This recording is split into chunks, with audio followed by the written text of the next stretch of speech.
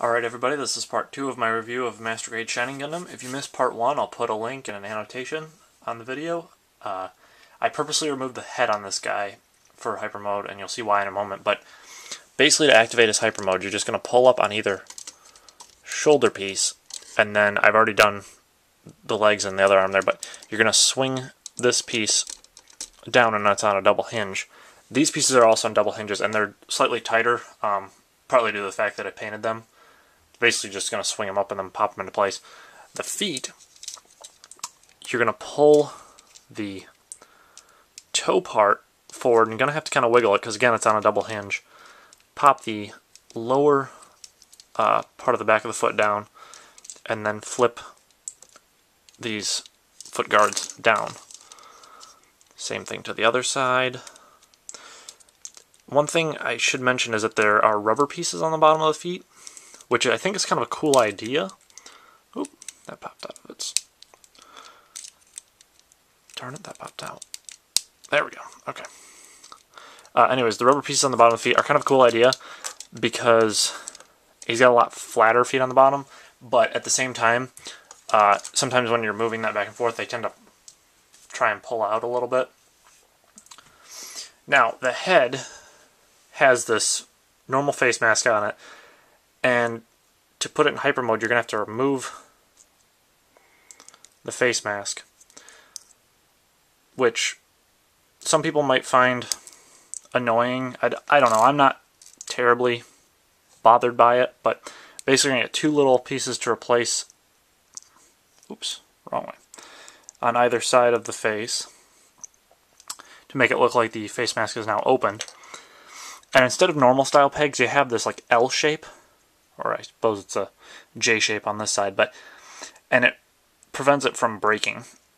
You get that extra space there to work with, so that's very nice, good addition on Bandai's part. But basically you're going to flip all the sides of the piece on the side of the head outwards, and then pull the top piece up, and then you pop the head back on, and he is now in hyper mode. The decals you get with this kit, I put the King of Hearts one on his shoulder, but you do get quite a few more. You've got a bigger King of Hearts logo, Gundam Fight 13, Neo Japan, G Gundam, King of Hearts, etc. I don't really plan on using a whole lot of those because he didn't have that many in the show, and I honestly think he looks better, just kind of plain like he is. You do also get an alternate V-fin and piece for the back of the head there for his hyper mode, and these are in rubber, and I presume that Bandai just included them if you want to do this instead of the plastic pieces, or in case your plastic pieces break, which is kind of a nice inclusion. I don't really plan on using them, but it's nice that they're there. Now, you do get quite a few different hands with these. The only ones that are plastic material are the Shining Finger hands.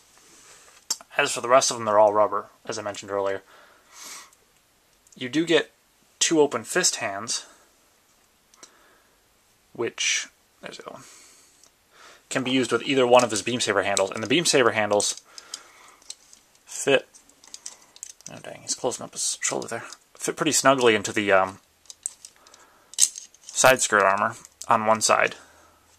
But basically, this is the only thing that I've seen so far that really causes trouble with the rubber hands, is the beam sabers, and they tend to try and push the hands apart a little bit. See there, you can see there's a bit of a gap between the fingers there. But you do get two size beam saber handles and subsequently two size beams. So there's the smaller beam saber, and here is the larger one. I think I remember in the show that they had one episode where he was holding the larger one with both hands, and technically you could do it, but just with the fact that the hands are made of rubber and that they don't rotate around the handle all that well, you're going to have to really work at it to get him to hold both hands around the beam saber at the same time. He does come with a second Shining Finger hand, the two closed fists, which I had on him in the first part of the review, and then two of these flat Kung Fu style hands. And one thing that darn it all. That part doesn't normally fall off. That was my fault when I was building this guy. I put it on the wrong way. I'm just going to fold that up. And I bent that piece a little bit too much, so it's a lot looser than it's supposed to be. But one thing that I purposely didn't mention in the first part of the review, with his posability, you can get a lot of really cool poses. Just the way his torso is built and the feet are constructed and everything. The arms are the only thing that I would say are hindered a bit. But, I don't know, I think it's kind of a small price to pay. And it is an older model kit, so I don't know, something like that looks kind of goofy, but you see what I'm getting at. Like, he can stand on one foot no problem, which is pretty cool. So you do have a lot of freedom with this kit as far as what you want to do with them, which is really nice.